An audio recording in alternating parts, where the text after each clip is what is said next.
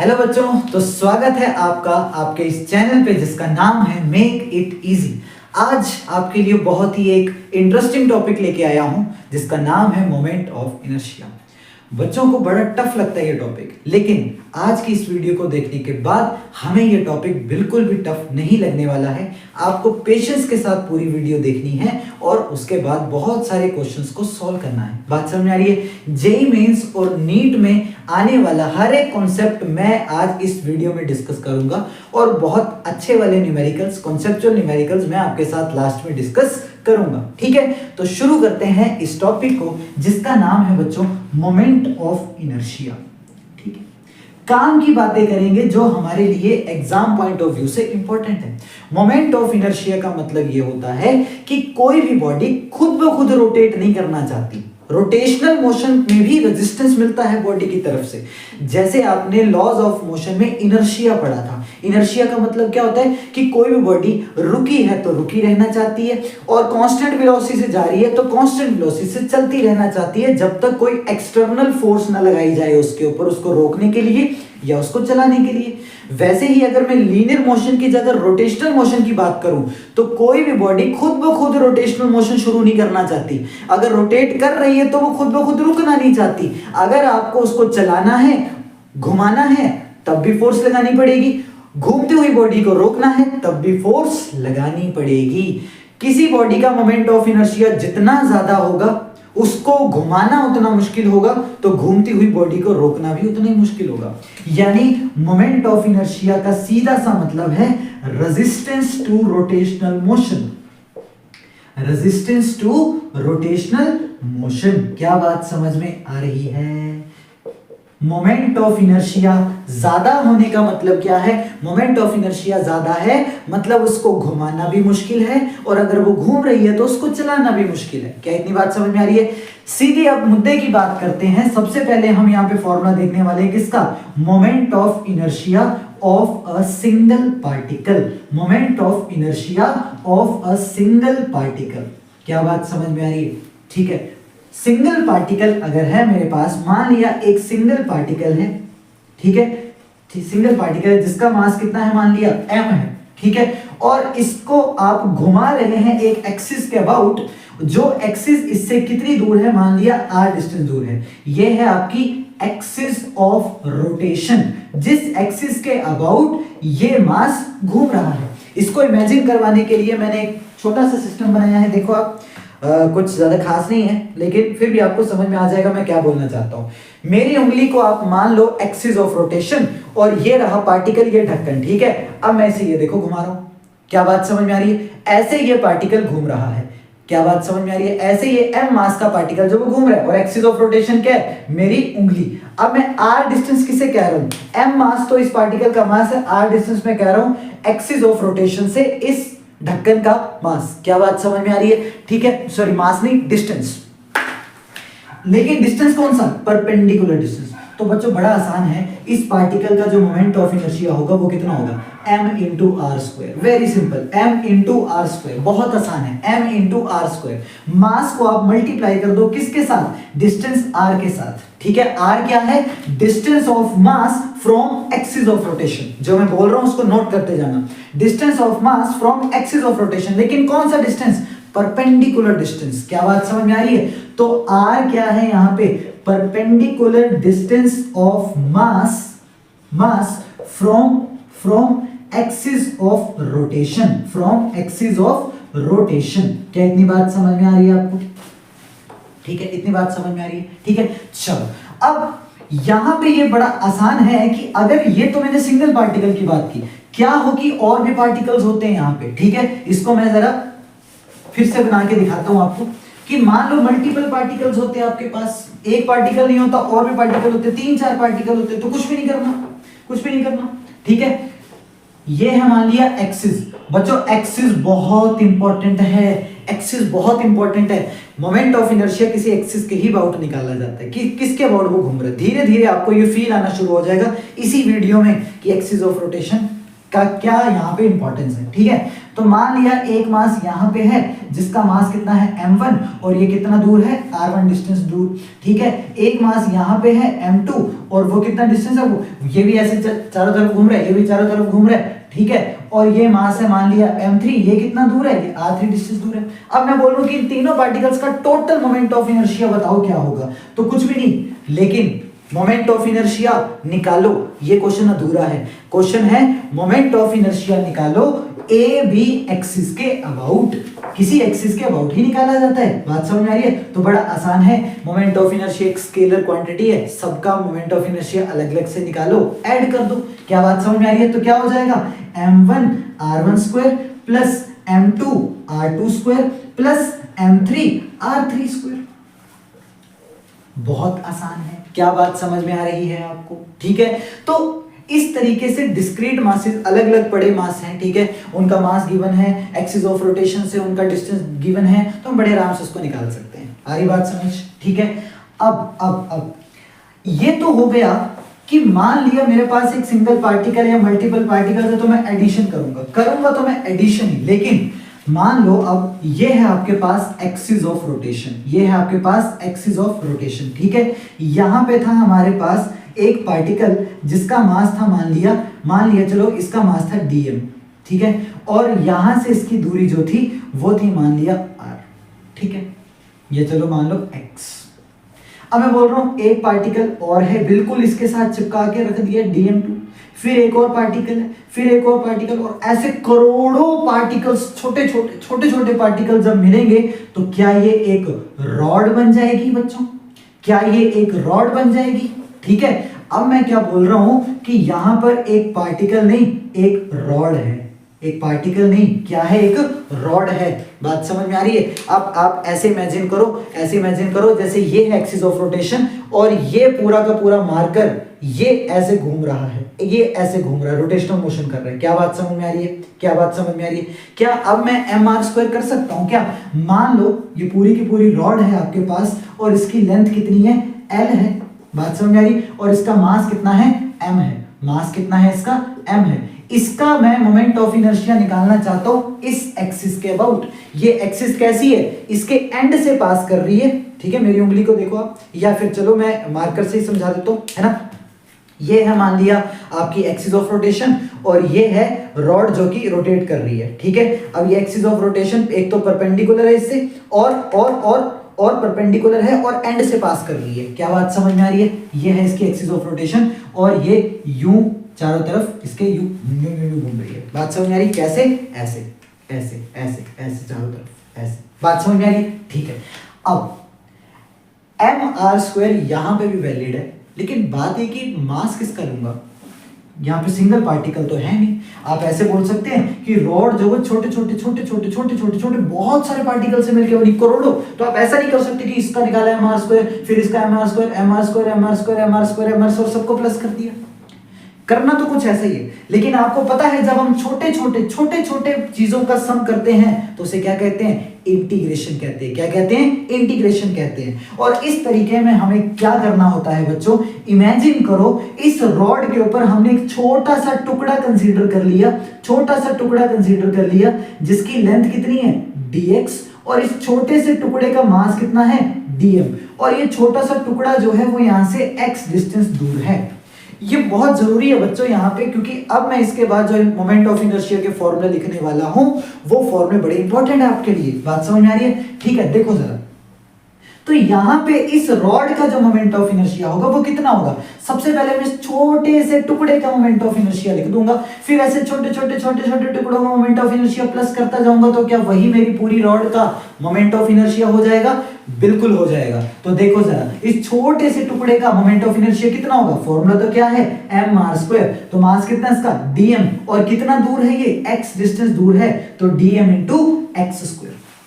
तो ये है मोमेंट ऑफ इनर्शिया किसके लिए, एक्सटेंडेड बॉडीज के लिए, अगर पार्टिकल जो है वो एक पॉइंट पार्टिकल नहीं है। क्या बात समझ में आ रही है, एक्सटेंडेड बॉडीज के लिए याद रखेंगे इसको, ठीक है। अच्छा, अब इसकी मदद से हम लोग यहाँ पे मोमेंट ऑफ इनर्शिया का फॉर्मूला मैं यहाँ पे इस रॉड के लिए डिराइव करने वाला हूं।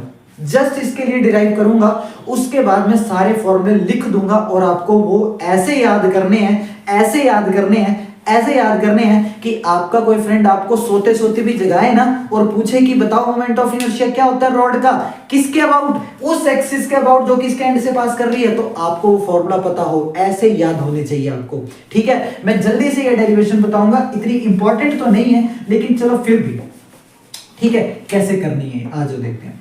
देखो बच्चों, I इज इक्वल टू, मैंने कहा dm इंटू एक्स स्क्वायर, इसकी इंटीग्रेशन करनी है। ठीक है, बेसिकली dm का मैंने मोमेंट ऑफ इनर्शिया लिख दिया, वो dm ओवर एक्स स्क्वायर है, इसकी मैं इंटीग्रेशन करूंगा, कहां से कहां, ये dm मैंने यहां से लगाने शुरू किए, यहां तक मैं लेके गया इसको, तो जीरो लेंथ से लेकर l लेंथ तक मुझे इसकी इंटीग्रेशन करनी है। क्या बात समझ में आ रही है? ठीक है, तो ये कितना हो जाएगा, I is equal to dm into X square, मैं dm निकालना चाहता हूं, dm है इस dx टुकड़े का मास। देखो बच्चों, पूरी की पूरी रॉड जो है उसका मास कितना है, m, तो लेंथ कितनी है, l, यानी l लेंथ का मास कितना है, 1m है, l लेंथ का मास कितना है, m है, तो 1 यूनिट लेंथ का मास कितना हो जाएगा बच्चों, m बाई l। इसे हम लीनियर मास डेंसिटी भी कहते हैं कि 1 यूनिट लेंथ अगर होती मेरे पास, मान लो 1 सेंटीमीटर लेंथ होती, तो उसका मास कितना होता है, m बाई l। तो dx लेंथ, इस छोटे से टुकड़े की लेंथ कितनी है, dx, अगर 1 यूनिट लेंथ का मास इतना है, 1 यूनिट लेंथ का मास इतना है, तो dx लेंथ का मास कितना होगा, तो dx लेंथ का मास कितना हो जाएगा, m by l into dx। यही है बच्चों dm, यही है बच्चों dm। What is dm, dx length का मास, इस dm टुकड़े का मास। बात समझ में आ रही? तो ये क्या हो जाएगा, I is equal to integration from 0 to l dm कितना है मेरे पास, m by l into dx, ये लिख सकता हूं मैं इसको। बात समझ में आ रही है? और साथ में क्या है, एक्स स्क्वायर, दिखाई दे रहा है ना सब कुछ? ठीक है, ओके, ठीक है, ये इसको रब कर रहा हूं, मैं कर रहा हूं, अब मैं सिर्फ इंटीग्रेशन करने वाला हूं यहाँ पे। ठीक है, ठीक है, देखो जरा, तो कितना हो जाएगा ये, I is equal to m by l में बाहर ले आता हूं, एक्स स्क्वायर dx की इंटीग्रेशन करनी है मुझको, एक्स स्क्वायर dx की इंटीग्रेशन करनी है 0 से लेकर l तक, कितना हो जाएगा ये, m by l, X square की इंटीग्रेशन हो जाएगी बच्चों x cube by 3 from 0 to l, x की जगह l डालेंगे, एक l से एक l कैंसिल होगा, फाइनली हमारे पास मोमेंट ऑफ इनर्शिया आएगा ml square by 3, ml square by 3। ठीक है, ये जस्ट एक तरीका है मोमेंट ऑफ इनर्शिया को निकालने का, क्योंकि कई बार क्वेश्चन आपको डेरिवेशन बेस्ड आएगा, मैं करवाऊंगा आज के लेक्चर में, लेकिन ये तरीका उतना इंपॉर्टेंट नहीं है जितना कि ये रिजल्ट इंपॉर्टेंट है। बात समझ में आ रही? क्योंकि ये तरीका तभी काम आएगा जब आपको थोड़ा अच्छे लेवल का क्वेश्चन आएगा। अब मैं सीधे काम की बात पे आ रहा हूं, क्योंकि आने वाले 10 मिनट जो है इस वीडियो के, वो बड़े इंपॉर्टेंट है आपके लिए। बात समझ में आ रही है? मैं यहाँ पे बहुत सारे फॉर्मूले लिखूंगा और वो आपको बाय हार्ट याद होने चाहिए। क्या बात समझ में आ रही है? ठीक है, अभी के अभी याद हो जाने चाहिए। सबसे पहले मैं लिख रहा हूं यहाँ पे moment of inertia of different चीजें। ठीक है, तो सबसे पहले मैं मोमेंट ऑफ इनर्शिया लिख रहा हूं एक रॉड के लिए, लेकिन रॉड कैसी है बच्चों? यूनिफॉर्म रॉड है। बात समझ में आ रही है? यूनिफॉर्म रॉड का मतलब क्या है? वो कहीं से मोटी पतली नहीं है, उसकी थिकनेस, उसकी डेंसिटी जो है वो हर जगह सेम है, वो कहीं से मोटी पतली नहीं है। क्या बात समझ में आ रही है? तो एक रॉड है अगर आपके पास, मान लिया, उसका मोमेंट ऑफ इनर्शिया हम लिखने वाले हैं। ठीक है, एक रॉड है, ठीक है, उसका मोमेंट ऑफ इनर्शिया हम लिखने वाले हैं। ठीक है, अब मैंने क्या कहा था आपको याद करो, मोमेंट ऑफ इनर्शिया इंपॉर्टेंट तो है, लेकिन ये इंपॉर्टेंट है कि किस एक्सिस के अबाउट लिख रहे हैं। क्या बात समझ में आ रही है? किस एक्सिस के अबाउट लिख रहे हैं? तो देखो जरा अभी ध्यान से देखना। ठीक है, सबसे पहले अभी जो मैंने फॉर्मूला डिराइव किया वो किस एक्सिस के लिए किया? ऐसी एक्सिस ये मैं बना रहा हूं। ठीक है, ए बी एक्सिस नाम दे देता हूं मैं इसको, ए बी एक्सिस नाम दे देता हूं। लेंथ है इस रॉड की कितनी? L, और मास कितना है? M। क्या बात समझ में आ रही है? लेंथ L है, मास M है, ये दोनों चीजें मैं यहाँ पे ऐसे लिख देता हूं। ठीक है, अब ये वाली एक्सिस जो है वो एक्सिस बड़ी इंपॉर्टेंट है। कौन सी एक्सिस है? परपेंडिकुलर है लेंथ से और एंड से पास कर रही है, वो इस तरफ भी हो सकती है। तो बच्चों moment of inertia about axis AB जो कि एंड से पास कर रही है और परपेंडिकुलर है लेंथ से, क्या फॉर्मूला होता है? ml square by 3। Very important. क्या बात समझ में आई है? ठीक है, ये है इसका पहला केस। दूसरा केस, अब डेरिवेशन नहीं करूंगा, सीधे फॉर्मूले बताऊंगा। मोमेंट ऑफ इनर्शिया इसी रॉड का जिसकी लेंथ कितनी है L और मास कितना है मान लिया M। अब इस रॉड का मैं मोमेंट ऑफ इनर्शिया निकाल रहा हूं एक ऐसी एक्सिस के अबाउट जो इसके बिल्कुल सेंटर से पास कर रही है। कहां से पास कर रही है? सेंटर से पास कर रही है। इसको नाम दे रहा हूं CD, ठीक है। लेंथ इसकी L, मास M मैं यहां लिख देता हूं। क्या बात समझ में आ रही है? CD। अब यहां ध्यान दें इसके सेंटर से पास कर रही है। CD एक्सिस जो है is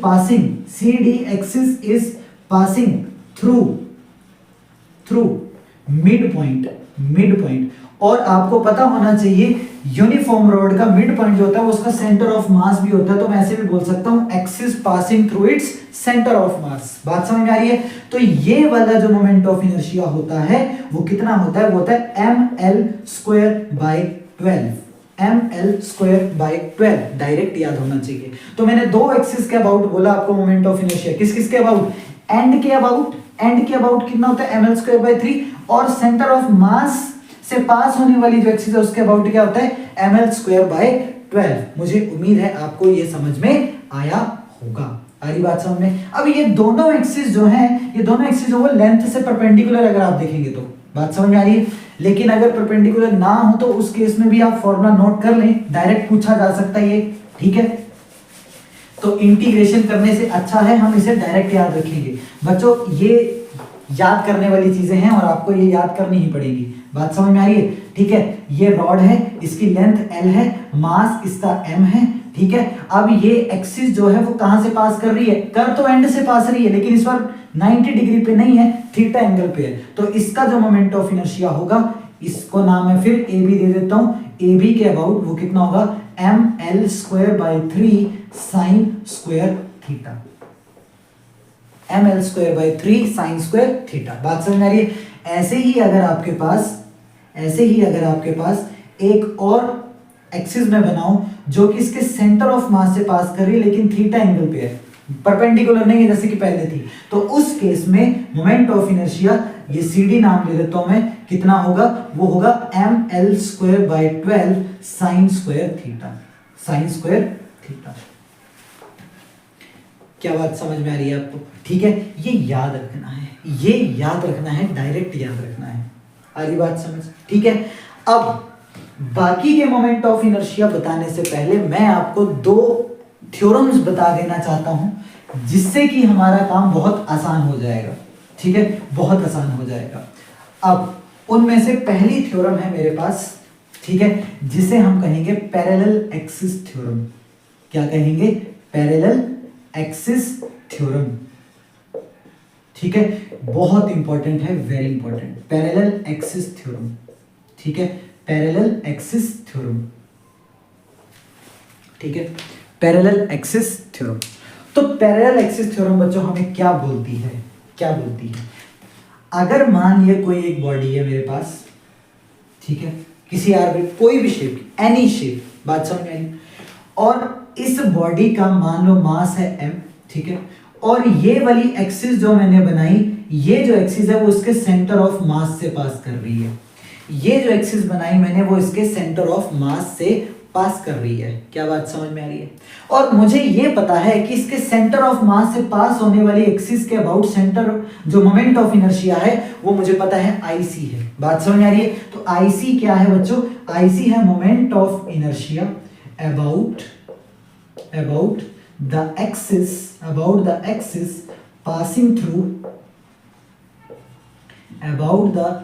passing through centre of मास। ये मुझे पता है, मान लिया। और मैं किसी और रैंडम एक्सिस के, मान लिया यहां पे मैं AB एक्सिस के अबाउट इसका मोमेंट ऑफ इनर्शिया निकालना चाहता हूं। सेंटर ऑफ मास वाली एक्सिस से मुझको मोमेंट ऑफ इनर्शिया पता है और AB एक्सिस के अबाउट में मोमेंट ऑफ इनर्शिया निकालना चाहता हूं। बात समझ में आ रही है? लेकिन AB एक्सिस की एक खास बात होनी चाहिए कि वो सेंटर ऑफ मास वाली एक्सिस से पैरेलल होनी चाहिए, तब मैं इसका मोमेंट ऑफ इनर्शिया इस थ्योरम से निकाल सकता हूं। कैसे? मान लो इन दोनों एक्सिस के बीच का डिस्टेंस जो होगा कितना है? D। तो याद रखेंगे AB एक्सिस के अबाउट जो मोमेंट ऑफ इनर्शिया होगा वो कितना होगा? सेंटर ऑफ मास वाली एक्सिस के अबाउट का moment of inertia plus mass body का इनटू दोनों के डिस्टेंस का स्क्वायर। ठीक है, ये बड़ा इंपॉर्टेंट है कि ये जो एक्सिस है जिसके अबाउट आपने मोमेंट ऑफ इनर्शिया निकाला है वो सेंटर ऑफ मास वाले एक्सिस के पैरेलल होना चाहिए। इसका अगर मैं एग्जांपल दूं तो अभी मैंने आपको क्या बोला बच्चों, देखो ये रॉड थी हमारे पास, ठीक है, ये रॉड थी हमारे पास, ठीक है, और इस रॉड का मोमेंट ऑफ इनर्शिया इस एक्सिस के अबाउट कितना था बच्चों, ml²/3 था। कितना था, ml²/3 था, ml²/3 था। अब मुझे मान लिया इसके अबाउट निकालना है, ठीक है, मान लो मुझे नहीं पता, मैंने आपको वैसे फॉर्मूला बता दिया ml²/12 जो कि सेंटर ऑफ मास से पास होने वाली एक्सिस के अबाउट है, ठीक है, और इन दोनों के बीच का डिस्टेंस हम सभी को पता है l/2 होगा क्योंकि ये बिल्कुल सेंटर से पास कर रही है। इसकी लेंथ कितनी है मान लिया l। तो मैंने अभी क्या बोला कि ये वाली जो एक्सिस है वो सेंटर ऑफ मास वाली एक्सिस के क्या है, पैरेलल है, यानी इसके अबाउट जो मोमेंट ऑफ इनर्शिया होगा जिसको मैं ml²/3 बोल रहा हूं वो कितना होगा, वो होगा सेंटर ऑफ मास वाली एक्सिस के about moment of inertia plus mass into d²। d कितना है मेरे पास, l/2 का स्क्वायर। क्या बात समझ में आ रही है? तो आप यहां से देखेंगे, ठीक है, तो यहां से आप देखेंगे कि कितना हो जाएगा, यहां से IC सेंटर ऑफ मास के अबाउट ml²/3 ये उस तरफ चला जाएगा, माइनस हो जाएगा ml²/4। देखो l²/4, तो यहां पे आप इसको कैलकुलेट करेंगे तो ये ml²/12 निकल के आएगा जो कि मैं आपको डायरेक्ट बता चुका हूं। लेकिन यही चीज आप कैसे निकाल सकते हैं, पैरेलल एक्सिस थ्योरम का यूज करके भी निकाल सकते हैं। मुझे उम्मीद है ये वाली चीज आपको समझ में आई होगी। अभी आगे मैं इसका और यूज करूंगा तो और ज्यादा क्लियर आपको हो जाएगा। क्या बात समझ में आ रही है? ठीक है, चलो तो इसको मैं रब कर रहा हूं, कर दिया।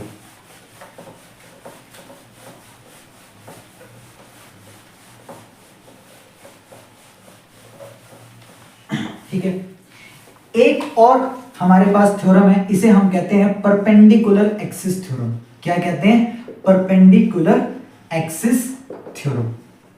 Perpendicular axis theorem. बात समझ में आ रही है? परपेंडिकुलर एक्सिस थ्योरम ये क्या कहती है? सबसे पहले तो ये ध्यान देना, it is valid only for 2 dimensional bodies, या फिर हम कह सकते हैं प्लेनर बॉडीज। बात समझ में आ रही है?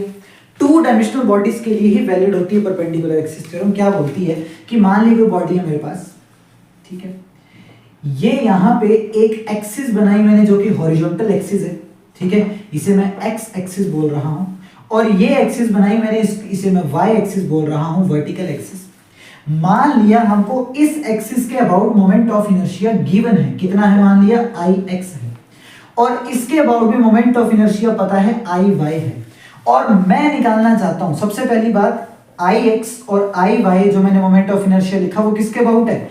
एक्स एक्सिस और वाई एक्सिस, दोनों इसी प्लेन में हैं और एक दूसरे से परपेंडिकुलर है। बात समझ में आई? अब मैं मोमेंट ऑफ इनर्शिया निकालना चाहता हूं किसी और एक्सिस के अबाउट, और वो जो तीसरी एक्सिस है, वो तीसरी एक्सिस जो है वो है मान लिया जेड एक्सिस। जेड एक्सिस का मतलब है वो इस प्लेन से परपेंडिकुलर है, क्या बात समझ में? तो अगर मैं यहां पे ये Iz देखना चाहता हूं तो तीनों के बीच रिलेशन होता है Iz = Ix + Iy। बात समझ आ रही है? ये z एक्सिस जो है वो परपेंडिकुलर टू प्लेन है, Ix और Iy x एक्सिस और y एक्सिस जो हैं वो सेम प्लेन में है, हालांकि एक दूसरे से परपेंडिकुलर है। बात समझ में आ रही है? तो मोमेंट ऑफ इनर्शिया उस एक्सिस के अबाउट जो कि प्लेन से परपेंडिकुलर है वो इन दोनों का सम होगी, जो कि आपस में परपेंडिकुलर हैं लेकिन प्लेन के अंदर है। मुझे उम्मीद है इतनी बातें आपको समझ में आई होंगी। इन थ्योरम्स का मैं यूज अब साथ साथ में करता जाऊंगा और फॉर्मूले अब आपके सामने मैं लाने वाला हूं, ठीक है? इसको रब कर रहा हूं, कर दिया।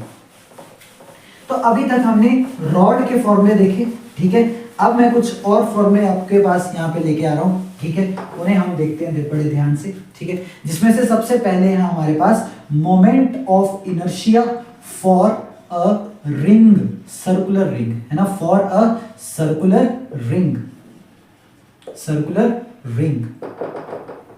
ठीक है, तो हमारे पास मान लिया एक सर्कुलर रिंग है, सर्कुलर रिंग है, ठीक है, जिसका रेडियस कितना है, मान लिया r है, और मैं मोमेंट ऑफ इनर्शिया लिख रहा हूं किसके अबाउट, मोमेंट ऑफ इनर्शिया लिख रहा हूं मैं उस एक्सिस के अबाउट जो कि प्लेन से परपेंडिकुलर बाहर की तरफ आ रही है या अंदर की तरफ जा रही है, बात समझ आ रही है, और इसके सेंटर ऑफ मास से पास कर रही है, कहां से पास कर रही है, सेंटर ऑफ मास से, you you you you you you, क्या बात समझ में आ रही है, सेंटर ऑफ मास से पास कर रही है, लेकिन परपेंडिकुलर टू प्लेन है, ये भी ध्यान देना, परपेंडिकुलर टू प्लेन है, मतलब ये वाली, क्योंकि सेंटर ऑफ मास से तो उसका डायमीटर भी पास करेगा, लेकिन मैं डायमीटर की बात नहीं कर रहा हूं, मैं किसकी बात कर रहा हूं, इससे प्लेन से परपेंडिकुलर, ठीक है, परपेंडिकुलर टू प्लेन, मैं यहाँ पे लिख दिया परपेंडिकुलर टू प्लेन, ठीक है। ये फॉर्मूला क्या होता है बच्चों, ये होता है बड़ा सिंपल mr², क्या बात समझ में आ रही है, क्या होता है mr², ठीक है। अब ध्यान से, अब मैं डायमीटर के अबाउट निकालना चाहता हूं, ठीक है, अबाउट डायमीटर। सबसे पहले तो ये ध्यान देना, किसी भी डायमीटर के अबाउट निकालो, मोमेंट ऑफ इनर्शिया सेम ही होता है। अब वो कितना होता है वो निकालते हैं। मान लिया मैंने एक डायमीटर ये कंसीडर कर लिया, ये, और एक डायमीटर मैंने ये कंसीडर कर लिया। सबसे पहली बात तो इन दोनों डायमीटर के अबाउट आप देखेंगे मोमेंट ऑफ इनर्शिया सेम ही होता है, इसकी सिमेट्री की वजह से, बात समझ में आ रही है। मान लिया इस डायमीटर के अबाउट मोमेंट ऑफ इनर्शिया कितना है I, और इसके अबाउट भी कितना है I, ठीक है। अब ये वाला डायमीटर और ये वाला डायमीटर एक दूसरे से परपेंडिकुलर है और सेम प्लेन में है, बात समझ में आ रही, और ये वाला जो सुपर वाला ये वाली एक्सिस है वो प्लेन से परपेंडिकुलर है, तो मैं यहाँ पे परपेंडिकुलर एक्सिस थ्योरम लगा सकता हूँ। वो क्या कहती है, वो कहती है IZ is equal to IX plus IY, बात समझ में आ रही। IZ मतलब ये वाला ये वाला ये वाला, और इसके अबाउट मोमेंट ऑफ इनर्शिया मैं निकाल चुका हूँ, कितना है mr² is equal to IX और IY, दोनों I हैं, ठीक है, क्योंकि दोनों बराबर हैं, तो यहां से मेरे पास I कितना आ जाएगा, mr²/2। ये है moment of inertia of a circular ring about any diameter, about any diameter. क्या बात समझ में आ रही है आपको, क्या बात समझ में आ रही है, ठीक है। अब फॉर एग्जांपल आप टेंजेंट के अबाउट निकालना चाहते हैं, ठीक है, ये क्वेश्चन भी पूछे जा चुके हैं ऐसे क्वेश्चन, इस टेंजेंट के अबाउट निकालना चाहते हैं, इस AB के अबाउट, क्या बात समझ में आ रही है, IAB निकालना चाहते हैं, IAB निकालना चाहते हैं, ठीक है। अब ध्यान से, AB के अबाउट मैं निकालना चाहता हूं, मुझे इसके अबाउट पता चल गई कितनी है, mr²/2, तो क्या ये वाली एक्सिस और ये वाली एक्सिस एक दूसरे से पैरेलल है, और उनमें से ये वाली एक्सिस वो सेंटर ऑफ मास से पास भी कर रही है, यानी मैं पैरेलल एक्सिस थ्योरम लगा सकता हूं। ध्यान रहे, पैरेलल एक्सिस थ्योरम तभी लगा सकते हैं जब कोई एक एक्सिस जो है वो सेंटर ऑफ मास से पास कर रही हो, ऐसे हमेशा नहीं लगानी, बात समझ में आई। तो ये वाली एक्सिस सेंटर ऑफ मास से पास कर रही है, बात समझ में आई, और इसके पैरेलल भी है, तो सेंटर ऑफ मास से पास भी कर रही है, पैरेलल भी है, तो पैरेलल एक्सिस थ्योरम लग जाएगी। और वो क्या बोलती है, बोलती है सेंटर ऑफ मास से पास होने वाली एक्सिस का moment of inertia plus m into d², जो कि इन दोनों के बीच r है डिस्टेंस, तो कितना हो जाएगा, AB के about moment of inertia, IC कितना है मेरे पास, सेंटर ऑफ ये है ना, यही है ना, डायमीटर के अबाउट, ठीक है, तो mr²/2। गलती से भी ये वाला मत लिख देना, क्योंकि ये तो ऐसे, ये वाली एक्सिस ऐसे, मैं इसकी बात कर रहा हूँ, ये वाला और ये वाला, तो इसका mr²/2 प्लस mr², तो आपको यहां से मिल जाएगा क्या, 3/2 mr²। आई बात समझ। अब मान लिया मैं फिर से टेंजेंट के अबाउट पूछता, लेकिन इस बार मैं टेंजेंट ऐसे नहीं बनाता, ऐसे बनाता। अब इसका क्या मतलब है, ये टेंजेंट है तो टेंजेंट, लेकिन इस बार प्लेन से परपेंडिकुलर, ऐसा वाला टेंजेंट है, तो आप फिर से यहाँ पे पैरेलल एक्सिस थ्योरम लगा देते, लेकिन पैरेलल एक्सिस थ्योरम इस बार इसके साथ नहीं, इसके साथ लगाते, सेंटर ऑफ मास वाली, जो कि कौन सी है, ये वाली और ये वाली, ये दोनों मार्क कर देखो आप, ये वाली, बात समझ में आई। और ये वाली एक्सिस का मोमेंट ऑफ इनर्शिया कौन से वाला, ये वाला यूज करते हैं। क्या बात समझ में आ रही है, ठीक है, थोड़ा सा समझ में आ रहा है। यहाँ मैंने दोनों एक्सिस का यूज आपको बता, दोनों थ्योरम्स का यूज बता दिया मैंने।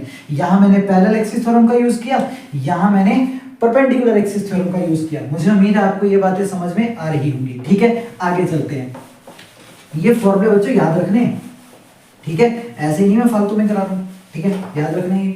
अच्छा, अब बात करते हैं सर्कुलर डिस्क की। रिंग और डिस्क में आप सभी को डिफरेंस पता होगा, ऐसी मेरे को पूरी उम्मीद है। क्या बात समझ में आ रही है, ठीक है। तो डिस्क की बात करते हैं, डिस्क की बात, डिस्क, ठीक है। इसका रेडियस r है, मास मान लिया m है, तो फिर से ये वाली जो एक्सिस है बच्चों कौन सी, सेंटर ऑफ मास से पास हो रही है लेकिन प्लेन से परपेंडिकुलर है, इसके अबाउट, ठीक है, आईसी लिख देता हूं, क्या होता है mr²/2, क्या होता है mr²/2। बात समझ में आ रही है? इसके अबाउट, ये जो मार्कर दिख रहा है आपको, बात समझ में आई? अब मान लिया डायमीटर के अबाउट निकालना, ठीक है, ये है about centre of mass and perpendicular to plane. ये वो वाली एक्सिस है जो कि सेंटर ऑफ मास से तो पास कर रही है लेकिन प्लेन से परपेंडिकुलर है, बात समझ में आई? लेकिन अब मैं फिर से बात कर रहा हूं डायमीटर की, डायमीटर दोनों का मोमेंट ऑफ इनर्शिया होगा तो सेम, ये भी सेंटर ऑफ मास से पास कर रहे हैं लेकिन ये प्लेन के अंदर ही है, बात समझ में आ रही है? तो ये कितना हो जाएगा, अब फिर से मैं वही लगा रहा हूं, I Z is equal to I X plus I Y. Z यानी ये वाली एक्सिस जिसकी मैं ऊपर बात कर चुका हूं, क्या है, mr²/2 is equal to 2i, तो यहां से i कितना हो जाएगा, mr²/4। तो ये फॉर्मूला हो जाएगा किसके लिए बच्चों, about any diameter, about any diameter. तो मुझे उम्मीद है ये बात समझ में आई होगी। क्या बात समझ में आई? ठीक है। अब आपको मान लीजिए टेंजेंट बोलेंगे तो आप इसके साथ पैरेलल एक्सिस थ्योरम लगाएंगे तो इस टेंजेंट के अबाउट निकल आएगी। मान लिया इस टेंजेंट की बात कर रहे हैं जो कि प्लेन से परपेंडिकुलर है, तो आप पैरेलल एक्सिस थ्योरम लगाएंगे लेकिन किसके साथ, सेंटर ऑफ मास वाली, लेकिन जो परपेंडिकुलर है प्लेन से। आ रही बात समझ? ये है बच्चों डिस्क की बात, ये है बच्चों किसकी बात, डिस्क की बात। ठीक है, ये रब कर रहा हूं कर दिया।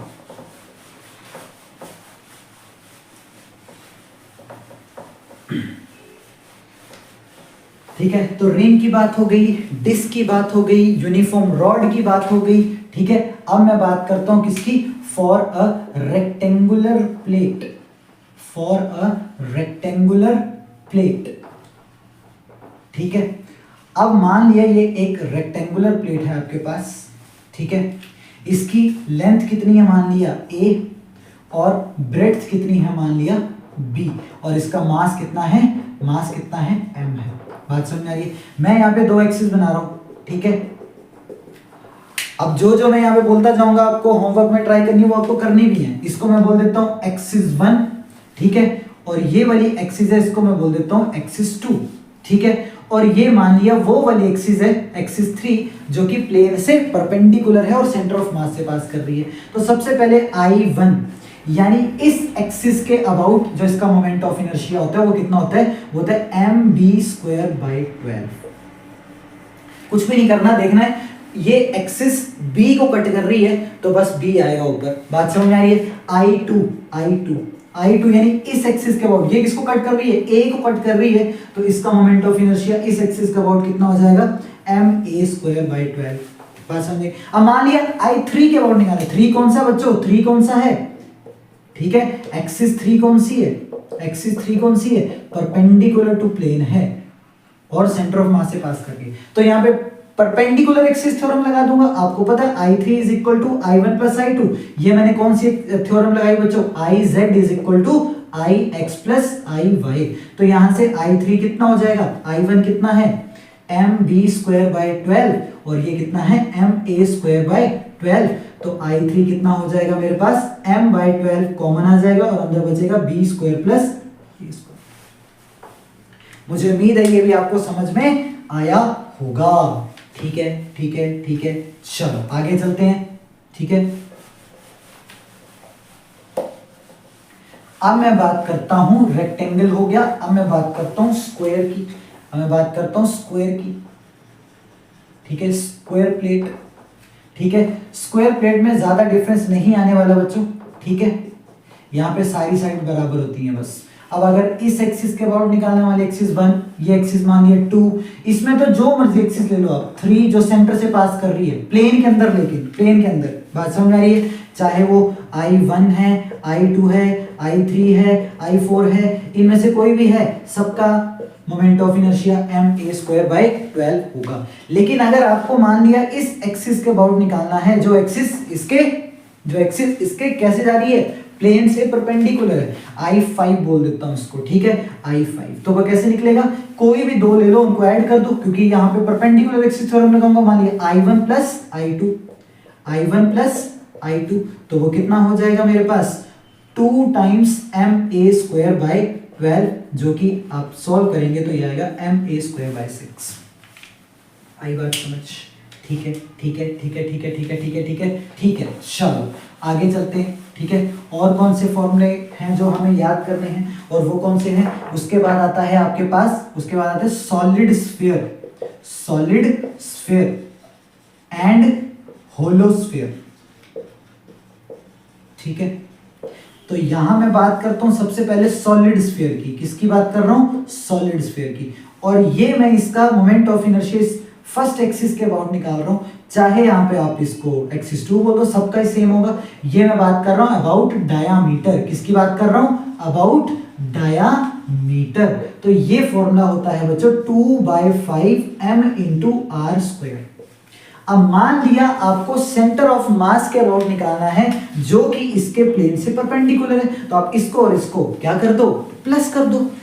Perpendicular axis theorem. क्या बात समझ में? नहीं, परपेंडिकुलर एक्सिस थ्योरम सिर्फ 2 डायमेंशनल बॉडीज में लगाई जाती है, भूलना नहीं है, स्फीयर है ये। क्या बात समझ में आ रही है? परपेंडिकुलर एक्सिस थ्योरम सिर्फ 2 डायमेंशनल बॉडी में लगाई जाती है, तो गलती से भी यहाँ पे ये वाली चीज नहीं करनी है। क्या बात समझ में आ रही है? ठीक है, चलो अगर मान लिया होलोस्फीयर होता, अगर क्या होता? होलोस्फीयर होता, तो होलोस्फीयर में यही फॉर्मूला जो होता तो वो क्या होता? वो होता 2/3 mr²। क्या बात समझ में आ रही है? 2/3 mr²। ठीक है, अच्छा अब यहां पे मैं कोण की बात करता हूं, कोण और सिलेंडर की बात। किसकी बात? कोण और सिलेंडर की बात। ठीक है, तो सॉलिड स्फीयर हो गया। ठीक है, अब मैं बात करता हूं सॉलिड सिलेंडर। ठीक है, एंड होलो सिलेंडर। ठीक है, तो अगर आपके पास सॉलिड सिलेंडर है बच्चों, ठीक है, अगर आपके पास सॉलिड सिलेंडर है, ठीक है, सॉलिड सिलेंडर है, तो उसकी इस एक्सिस के अबाउट जो मोमेंट ऑफ इनर्शिया होता है वो क्या होता है? वो होता है mr²/2। क्या होता है? mr²/2। बात समझ में आई? और अगर वो कैसा है? होलो है। कैसा है? होलो है। ठीक है, अगर वो होलो है तो उसका इस एक्सिस के अबाउट मोमेंट ऑफ इनर्शिया जो होता है वो कितना होता है? वो होता है mr²। आ रही बात समझ? ठीक है ठीक है ठीक है, इस सब फॉर्मूले आपको याद होने चाहिए। ठीक है, अब मैं आप यहाँ पे कोण की बात कर लेता हूं। ठीक है, सॉलिड कोण और होलो कोण। ठीक है, सॉलिड कोण और होलो कोण, तो इसकी मैं डायरेक्ट यहाँ पे फॉर्मूला लिख रहा हूँ। ये होता है mr²/2 और इसका फॉर्मूला होता है 3/10 mr²। ये सारे फॉर्मूले आपको डायरेक्ट याद होने चाहिए बच्चों। आ रही बात समझ? ठीक है ठीक है ठीक है। अब जरा 2-3 छोटी छोटी बातें हैं, उनको मैं आपके साथ करता हूं, उनको आप याद रखेंगे। जैसे कि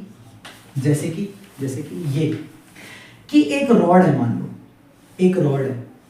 ठीक है, इसका मोमेंट ऑफ इनर्शिया निकालना, मान लिया मास इसका m है, इस एक्सिस के अबाउट इसका मोमेंट ऑफ इनर्शिया निकालना है आपको। बात समझ में आ रही है? इसका मोमेंट ऑफ इनर्शिया इस एक्सिस के अबाउट निकालना है। अब सबसे बड़ी बात यह है, इसका हर एक पार्ट जो है वो आप देखेंगे बराबर दूरी पर है, बराबर दूरी पर है, बराबर दूरी पर है, बराबर दूरी पर है, बराबर दूरी पर है। अगर आपके पास एक बहुत बड़ा मास भी है लेकिन हर एक पार्टिकल उसका बराबर दूरी पर है, तो आई ए बी के अबाउट जो इसका मोमेंट ऑफ इनर्शिया होगा वो कुछ भी नहीं, सिंगल पार्टिकल की तरह mx² हो जाएगा। क्या हो जाएगा? mx² हो जाएगा। हमारी बात समझ, mx² हो जाएगा, कोई दिक्कत वाली बात नहीं है। आप देखेंगे तो रिंग में हमने यही वाला लॉजिक लगाया, आप देखो ये रिंग है, मान लिया इसका मास कितना है m और इसका रेडियस है r। ठीक है, अब आप मान लो कि आप यहाँ एक्सिस आपकी ये वाली है ना, तो इसका डिस्टेंस इस मास का यहाँ से बराबर ही है, तो हमने सीधे यहाँ पे पॉइंट पार्टिकल वाला ही तो फॉर्मूला लगाया mr²। रिंग का फॉर्मूला यही तो किया था हमने, याद है आपको? ठीक है, यही किया था। अब एक और छोटी सी बात है जो कि याद रखेंगे, मैंने कहा मल्टीपल मासेस का अगर मोमेंट ऑफ इनर्शिया निकालना है तो सबका मोमेंट ऑफ इनर्शिया अलग अलग से निकालो और उनको ऐड कर दो। बात समझ में? अगर आपने क्या किया, किसी बड़े मास में से अगर मास रिमूव कर दिया बात समझ में आ रही है? ठीक है, moment of inertia of remaining portion अगर आपको निकालना है, remaining portion after removing some part, after removing some part, बात समझ में आ रही है? After removing some part. तो ये वाली चीज ध्यान देनी है कि मोमेंट ऑफ इनर्शिया क्या होगा इसका, कि मान लिया एक बड़ा आपके पास क्या था, डिस्क था, उसमें से आपने ये छोटा सा पार्ट बाहर निकाल दिया, तो बचे हुए पार्ट का जो हिस्सा होगा मान लीजिए रिमूव कर दिया आपने, ये क्या कर दिया, रिमूव कर दिया, और ये पोर्शन आपका लेफ्ट है, बच गया। बात समझ में आ रही है? तो कैसे करना है, moment of inertia of complete body, moment of inertia of complete body minus moment of inertia of removed part.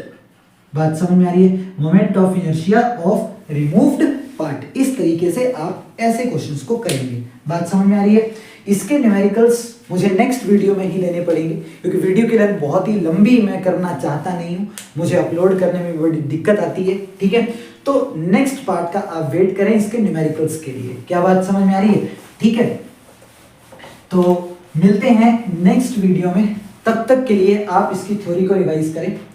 ठीक है, कुछ बचे पॉइंट्स अगर होंगे, वैसे तो कुछ भी नहीं बचा, इसके बाद आपको न्यूमेरिकल्स ही करने हैं, तो नेक्स्ट वीडियो को वेट करें इसके न्यूमेरिकल्स के लिए। तब तक के लिए बच्चों, थैंक यू, लव यू।